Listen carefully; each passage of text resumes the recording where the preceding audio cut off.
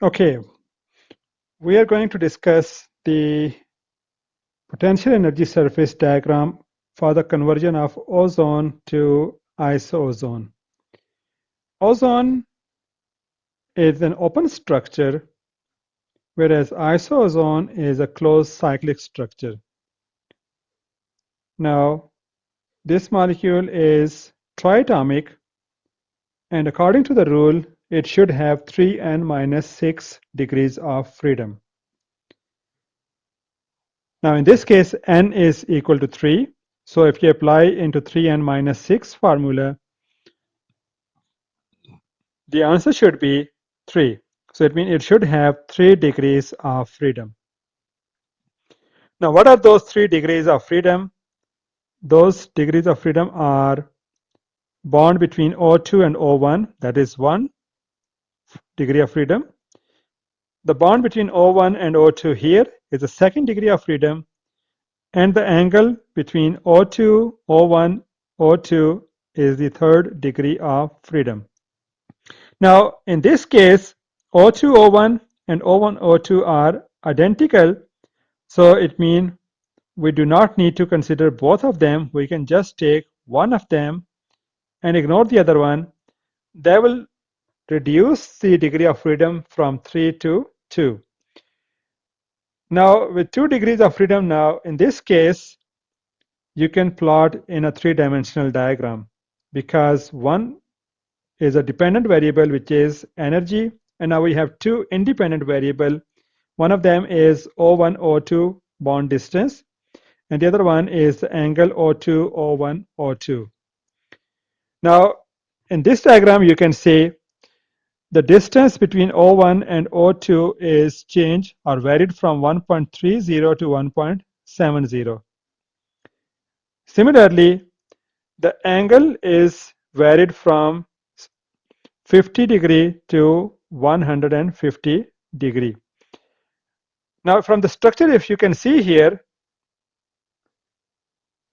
if you're changing this angle decreases in isoozone. Now angle is decreasing when you're converting ozone into isoozone. On the other hand, the bond length between O2 and O1 is increasing. Here the partial double bond, and it's purely a single bond. So this bond length is increasing and the bond angle is decreasing.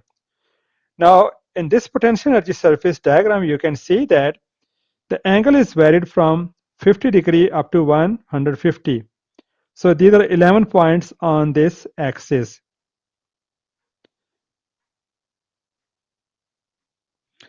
Similarly, bond length is varied from 1.30 to 1.70 with an interval of 0.05 angstrom. So you can see 1, 2, 3, 4, 5, 6, 7, 8, and 9 points. So 11 points here, 9 points there. To construct this potential energy diagram with these 11 points and 9 points here, you need 99 points for the construction of this potential energy surface. Or in other words, you need to get energy for these 99 structures before you can construct this type of potential energy surface diagram. So you are systematically varying this angle and bond length on a grid, and you're calculating the energy at each set of values. Now you can see with this relatively large step size, like 10 degrees here, 0.05 angstrom here, you're still requiring 99 calculations to construct this potential energy surface diagram. If you were to decrease the step size here and decrease the step size here, at the end, it will be requiring too many points to construct this potential energy surface diagram. Let's say having like 50 points here or 50 steps here. So the potential energy surface will be requiring 2500 points to construct this PES. And that's too much. Now you need to identify where is ozone, where is isoozone, and what are the other points on this PES. So if you look at the ozone here, in the case of ozone, this angle is around 120. So if you see here around 120, around 115, there's a shallow point here, blue area. This blue area is representing a minimum. And you can see another blue area here with the bond angle of around 60 degree. And that is making sense with the cyclic structure, three-member ring. So it means isoozone is lying here and ozone is lying in this region. And that's what you can see here. Similarly, if you look at the bond distance, in the case of ozone, this bond distance is short. In the case of isoozone, the bond distance is relatively long, and that is making sense. And the point between ozone to isoozone, this red one here, purple, and that is a transition state. So it means on this potential energy surface diagram, we can identify reactant, product, and transition state. So we can identify reactant and product structures. These are local minima on potential energy surface. We can also locate a transition state, which is a saddle point connecting local minimum. The minima can be of two different types, global one or local one. We will discuss it later. Right now, we are just focusing on potential energy surface. So we are not going to pay attention on local versus global minima. Now, in this case, just to tell you that between ozone and isoozone, if these are the only two minima on this potential energy surface, then ozone is more stable as compared to isoozone, because the energy here is low, energy here is relatively high. So among these two, this one should be local minimum and this one should be a global minimum.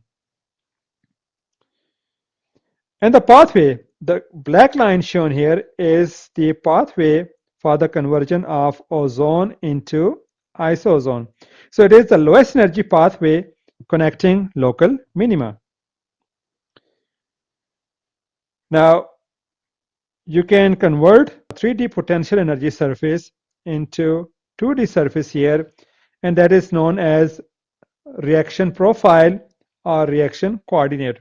Now you can see, now in this two-dimensional diagram, we are showing that ozone can be converted into isoozone while passing through this barrier here, which is referring to a transition state. So now in terms of connection in this diagram and the previous one, this black line or this black arrow is actually plotted in the next slide. So reaction coordinate is the lowest energy path on full potential energy surface connecting reactants and products through a transition state. And it is often plotted to aid in interpreting data. And it is useful for identifying reaction energies, because now you can see ozone is of lower energy, whereas isoozone is of higher energy. So the difference in energy between isoozone and ozone, this one here is the energy of reaction. Now in this particular case, this one is 5 kilocalories per mole. On the other hand, the barrier is the difference between transition state and the reactant. Now in this particular case, this barrier is 41 kilocalories per mole. So now you can see here in this potential energy surface diagram, we can easily identify reaction energies, barriers, reaction barriers. We can identify reactants, products, and transition state or saddle point. Now the potential energy surface gives you information much beyond than what we have talked about on the last slide. For example, if we have two minima on potential energy surface which are connected to each other, then they must have equilibrium between them. And the equilibrium constant between two minima can be approximately determined as K equals E power minus delta E over RT. Now in this case, delta E is the energy difference between these two minima. In the last example, what we have seen here, this difference is 5 kilocalories per mole. So this delta E is the difference in energy between these two minima. R is a gas constant, T is temperature. Ideally, this energy should be gives free energy delta G instead of delta E, but for an isolated molecule, we can simply replace delta G with delta E because delta G is more associated with bulk property, whereas delta E can be associated with a small single molecule. Now, on the other hand, when minima is going through a saddle point, that determines that how fast the reaction will be. This barrier, it determines that how fast this conversion will be from one minima to the other one. So the rate constant for passing from a minimum to a transition state is given by this rate constant, which is equals to Boltzmann constant, temperature, over Planck's constant, E power minus delta E activation over RT. Now keep this difference in your mind that this one is equilibrium constant and this one is rate constant. This one is shown by small k and this one is shown with capital K. Now in this case, it is depending on this Boltzmann constant, temperature, or Planck's constant. And now it is depending on the activation energy. But in this case, it is depending only on the energy difference between two minima. So it means the potential energy surface can give you an idea about the equilibrium constant between two minima, as well as it can give you an idea about the rate constant for passing from one minima to a transition state. Now, having said so much about potential energy surface, there are certain questions which are still there. How can I construct potential energy surface for an arbitrary system which is defined simply by the molecular formula? And this question becomes much more complicated when we talk about systems with more than 3 degrees of freedom. Now, the second point here is, or the second question for equilibrium and rate constant, the entire potential energy surface is not needed, as we have seen the example of ozone to isozone, although we have three-dimensional potential energy surface. But to see that how ozone is converted into isozone, we could construct in a two-dimensional diagram. So it means that the entire potential energy surface is not needed, but only the energies of minima and saddle point. The question is there a way to find these without plotting entire potential energy surface? It will be very much simple if we could plot this reaction coordinate just by a simple way rather than plotting a complete potential energy surface diagram. If I do not do the whole surface, can I be sure that I know about the location of all the critical points and how they relate to one another? These are some of the obvious questions. We'll try to answer these questions, but before doing so, we need to talk about system with more than 3 degrees of freedom. What about higher dimensional cases? Virtually all chemical systems have more than 2 degrees of freedom except diatomic molecules or symmetrical triatomic molecules. In general, a molecule has 3n minus 6 degrees of freedom, 3n minus 5 for linear molecule. So it means if you have more than 3 degrees of freedom or more than 2 degrees of freedom, then this potential energy surface is called as hypersurface. Because the word hyper means on the upper side. So if you have a potential energy surface which cannot be plotted in 3D, that is simply called as a hypersurface. The problem is we cannot plot a surface with more than 2 degrees of freedom.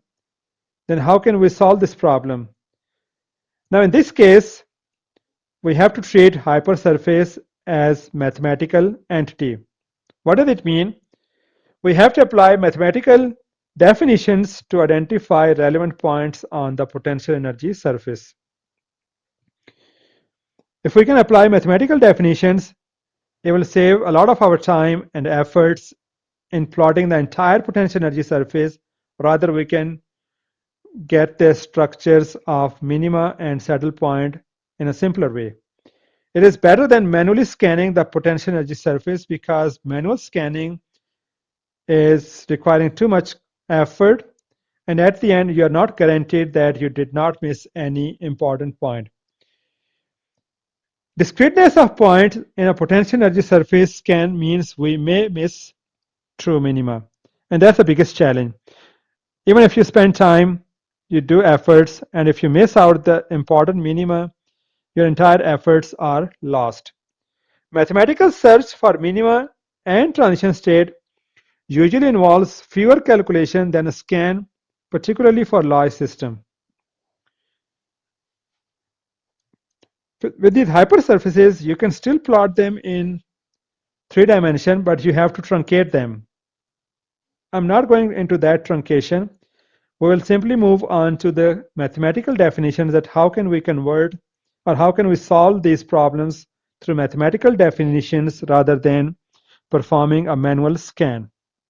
So what we are actually interested in doing, we are interested in identifying minima and saddle points on potential energy surface, but through some mathematical definition rather than scanning the entire potential energy surface manually. Mathematically, these are called as stationary point. But before moving further, just want to give you an example of hypersurface. Let's say talk about HCN and this acetylene molecule. Now in this case, if you talk about HCN, how many degrees of freedom? According to the rule of 3n minus 6, you have 3 degrees of freedom. One of them is HC bond. The second one is carbon-nitrogen bond. Now in this case, these two are not identical, so these are two discrete variables. And the third variable is the angle between hydrogen, carbon, and nitrogen. So you have 1, 2, and 3 variables. So it means that in this case, to construct a potential energy surface, you need to have a 4-dimensional diagram, which is not possible because 3 are the variables and the 4th one is the associated energy. Similarly, if you talk about acetylene molecule, although it's a linear symmetrical molecule, we can do some simplification, but still, how many variables? You have the one variable is HC, and this is identical to this variable CH. So out of these two, we can just retain one. So that is one variable. The second variable is carbon-carbon triple bond. So this is second variable. The third variable is the angle between HCC. On this side, we have HCC. Again, we can retain one of them. So in terms of bond length and bond angle, we have two discrete variables. Now another variable in this case is the dihedral angle, HCCH. This dihedral angle is also a variable. So you need to have at least 3 variables to plot this diagram. And to plot 3 variables, you need to have 4-dimensional diagram. So now you can see with these simple molecules and even with symmetry, yet these molecules are example of hypersurface.